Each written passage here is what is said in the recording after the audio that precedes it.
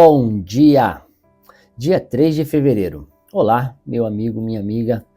Vamos para o nosso devocional de hoje? Então vamos nos preparar. Sente-se em uma cadeira confortável, respire profundamente, relaxe os ombros, relaxe os braços, tente relaxar o seu corpo todo. Tente tirar essa pressão do dia a dia que vive em você. Tente liberar essa pressão, esse peso que vive em seus ombros. Relaxe. Continue respirando profundamente. Entregue a Deus seus motivos por ser grato no dia de hoje. Sentindo gratidão em seu coração, diga a Ele 3 motivos pelos quais você é grato, você é grata.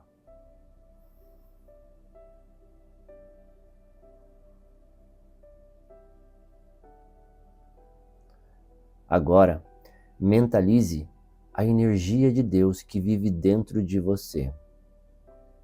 Mentalize que essa energia se expande, tomando conta de todo o ambiente que você está.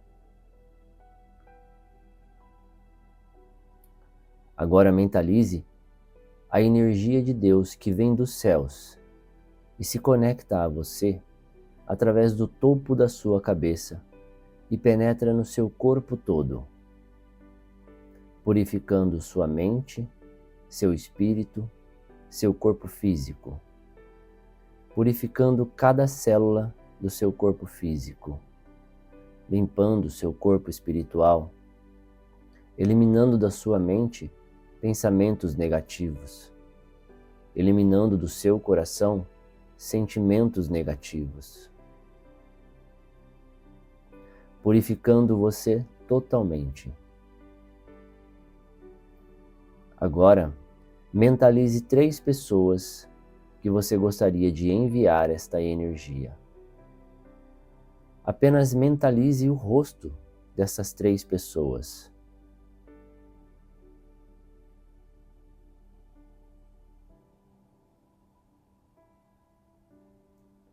Que essa energia possa chegar até essas pessoas e possa purificar elas também.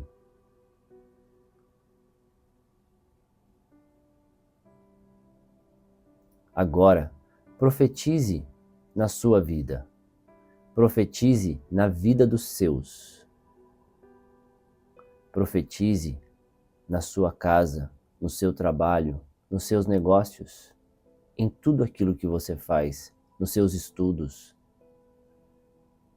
Diga afirmações positivas sobre tudo aquilo que é seu e sobre os seus, sobre as pessoas que vivem em volta de você.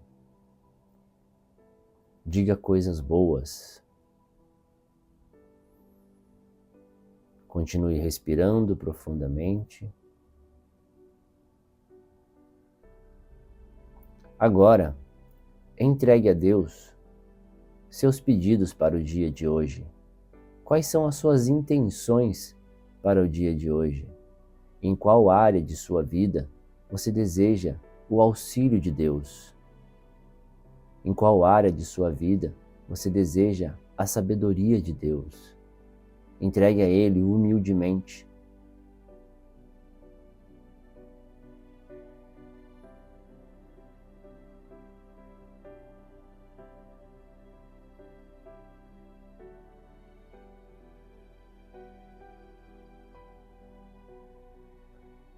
Pai nosso que estais no céu, santificado seja o vosso nome. Venha a nós o vosso reino. Seja feita a vossa vontade, assim na terra como no céu. O pão nosso de cada dia nos dai hoje. Perdoai as nossas ofensas, assim como nós perdoamos a quem nos tem ofendido. Não nos deixeis cair em tentação e livrai-nos do mal. Amém. E agora, vamos para a nossa leitura de hoje. Respondeu Jesus: Eu sou o caminho, a verdade e a vida. Ninguém vem ao Pai a não ser por mim. Se vocês realmente me conhecessem, conheceriam também o meu Pai. Já agora vocês o conhecem e o têm visto. João 14, 6 e 7. Crescer sem a presença e o afeto de um pai terreno marcou profundamente minha jornada, deixando um vazio que parecia insuperável. Confesso que vencer essa ausência foi uma batalha repleta de desafios e emoções turbulentas.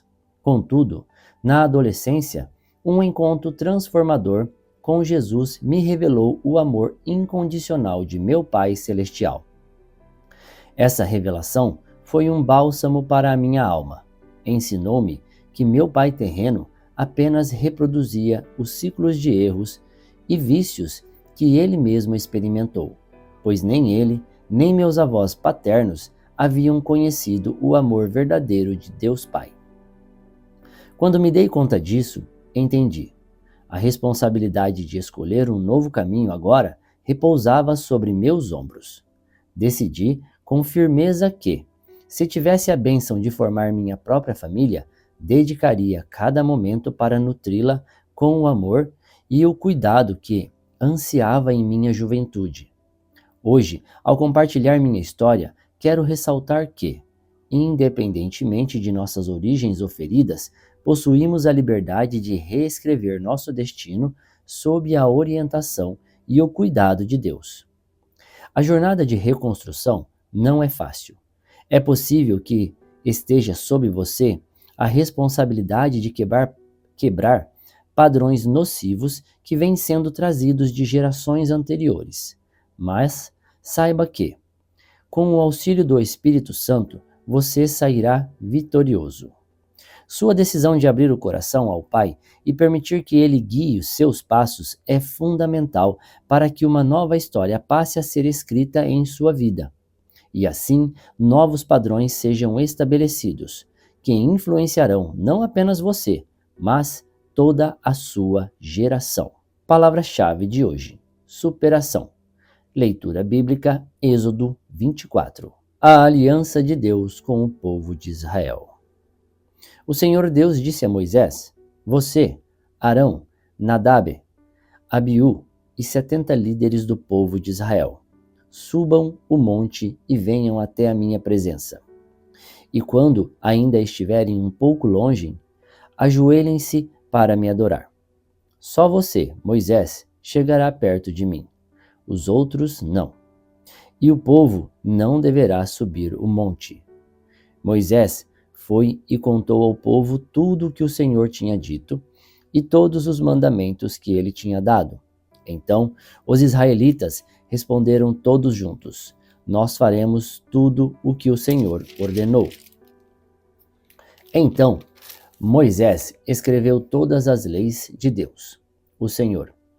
No dia seguinte de manhã, ele construiu um altar ao pé do monte e colocou ali 12 colunas de pedra, uma para cada tribo das 12 tribos do povo de Israel. Aí, Moisés mandou que alguns moços queimassem animais em sacrifício ao Senhor e matassem touros como ofertas de paz. Moisés pôs a metade do sangue dos animais em bacias e derramou a outra metade no altar. Depois, pegou o livro da aliança, onde estavam escritos os mandamentos do Senhor, e o leu em voz alta para o povo. Eles disseram: nós obedeceremos a Deus, o Senhor, e faremos tudo o que ele mandar. Então Moisés pegou o sangue das bacias, borrifou o povo com ele e disse: este é o sangue que sela a aliança que o Senhor fez com vocês quando deu todos esses mandamentos. Moisés, Arão, Nadab, Abiú e 70 líderes do povo de Israel subiram o monte e viram o Deus de Israel. Debaixo dos pés dele havia alguma coisa parecida com um piso feito de safiras azul como o céu. Deus não matou esses líderes de Israel. Eles viram a Deus e depois comeram e beberam juntos. O Senhor Deus disse a Moisés: suba ao monte onde eu estou e fique aqui. pois eu vou lhe dar as placas de pedra que têm as leis e os mandamentos que escrevi, a fim de que você os ensine ao povo. Moisés e Josué, o seu auxiliar, se aprontaram e Moisés começou a subir o monte sagrado. Então Moisés disse aos líderes: Esperem aqui, até nós voltarmos. Arão e Hur ficarão com vocês. Quem tiver alguma questão para resolver, deverá falar com eles. Então Moisés subiu o monte Sinai, e uma nuvem cobriu o monte. A glória do Senhor desceu sobre o monte, e para os israelitas a luz parecia um fogo que queimava lá no alto.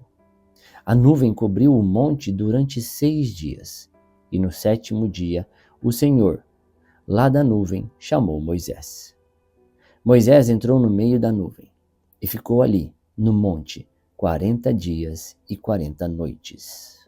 Você já ouviu falar em maldição familiar? Outro dia eu estava estudando sobre esse assunto. Algumas pessoas acreditam, outras pessoas não acreditam. Maldição familiar é assim. Como no caso do autor do livro Café com Deus Pai, ele disse que o pai dele era muito agressivo, porque não conheceu o amor. O pai do pai dele também era muito agressivo, porque não conheceu o amor. E, consequentemente, o bisavô dele também. E o tataravô também. Provavelmente eles não conheceram. Isso se chama herança familiar. Uma pessoa passa para outra aquilo que ela aprendeu. Por exemplo, eu, quando era mais jovem, eu fui criado com um pai e com uma mãe que foram criados na base, não vou dizer a agressão física, mas na base da cintada. E é lógico que os meus pais, quando a gente era muito jovem, quando a gente era muito pequeno ainda, nós somos em 4 irmãos, 2 meninas mais velhas e os 2 jovens, 2 homens mais novos. Eu sou o mais novo de todos.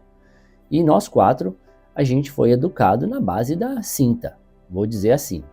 Não me sinto nem um pouco lesado pelos meus pais, até porque os meus pais não espancavam a gente.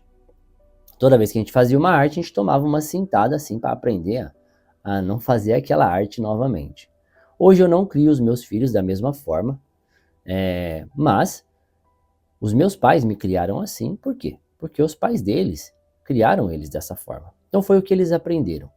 Outro dia, aqui no devocional, eu contei para vocês sobre um experimento do macaco. Lembra? 5 macaquinhos que ficaram numa jaula, e aí, consequentemente, as gerações, todo macaco que tocava na corda ganhava pancada. É mais ou menos a mesma história. O ser humano, ele faz a mesma coisa.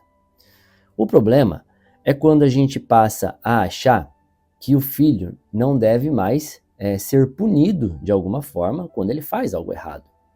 Então, aqui no livro, o autor ele fala que ele encontrou o amor de Deus, do Pai Celestial, e então ele prometeu que se algum dia ele pudesse, tivesse a oportunidade de formar uma família, ele iria abençoar os filhos dele, ele iria amar os filhos dele. A palavra amar, na verdade, ela é uma palavra bem complexa. Ela não é uma palavra simples. Muitas pessoas confundem amar com emoção, com sentimento. Amor é um sentimento. Paixão é um sentimento. Amar é um verbo. A palavra amar, ela é conjugável. Por exemplo, eu amo, tu ama, ele ama e assim vai. Ou seja, é um verbo e o verbo amar, ele precisa ser conjugado. Então, quando a gente cria uma família, nós precisamos entender que eu amar os meus filhos não quer dizer que eu não vou chamar a atenção deles quando eles fizerem algo errado. Porque senão, eu vou fazer com que essas crianças cresçam sem limite. Cresçam crianças que simplesmente fazem tudo aquilo que quer, tudo aquilo que deseja, espernia, fazem escândalo na rua quando não conseguem aquilo que querem conquistar. E eu, na minha opinião, isso é errado. Eu acho que tem que ter um equilíbrio. Tem uma frase de um cara chamado Dalai Lama. Ele não é cristão, tá? Mas eu gosto de trazer conhecimento de todas as partes aqui no nosso devocional. Esse cara, ele falou uma coisa interessante. Ele falou que o melhor caminho é o caminho do meio. E eu concordo com ele. O melhor caminho, na minha opinião, é o caminho do equilíbrio. Nós precisamos saber equilibrar as coisas. Não podemos ser agressivos demais com tudo e não podemos ser moles demais também com tudo. Nós precisamos ter equilíbrio. E hoje hoje eu estou falando sobre o livro Café com Deus Pai, então eu estou falando sobre relação entre pai e filho. Mas não é só entre pai e filho, é sobre tudo. Por exemplo, um relacionamento entre um homem e uma mulher, um casal. O homem não pode ser agressivo com a mulher, não pode espancar a mulher dele e falar que ele ama ela. Ah, eu te faço isso porque eu te amo. Isso é um absurdo, concorda? Mas em contrapartida também, ele não pode ser um homem que não é o macho alfa da casa. E o macho alfa da casa que eu falo é aquele homem protetor. O macho alfa é como um leão, é aquele que protege a matilha. A matilha não, o grupo, né? A matilha seria de lobos. Que cuida do grupo dos leões, certo? Ou seja, um homem ele tem um papel específico dentro do lar. Então ele tem que continuar sendo macho alfa, sim. Isso não quer dizer que ele tem que espancar. Você não vai ver história, por exemplo, de casos de leões que espancam leoas ou de lobos que espancam lobas. Isso não existe no mundo animal e também não deveria existir no mundo humano. Também isso é ridículo. Então eu estou querendo chegar onde eu estou querendo chegar. Que nós não podemos agir com ferro e fogo para nada nessa vida. Pode ser no relacionamento com os filhos, com a esposa, com os próprios animais em casa, com os pets, no trabalho, na rua, nada, nada e nada. Se no trabalho alguém falar com você e você simplesmente explodir, xingar, ofender, com certeza você perde a amizade daquela pessoa. Se você for o chefe e fizer isso com um funcionário, você perde um funcionário. Se você for o funcionário e fizer isso com o seu chefe, você perde o emprego. E assim por diante. Ou seja, o caminho do meio, essa é a questão. A minha conclusão de hoje, a minha reflexão de hoje é que o equilíbrio ele é muito importante. Vou deixar você pensando sobre isso hoje. Muito obrigado. Se quiser deixar um comentário para eu saber o que você acha sobre esse assunto, eu vou ficar muito feliz de ler o seu comentário. Muito obrigado. Tenha um ótimo dia e que Deus o abençoe.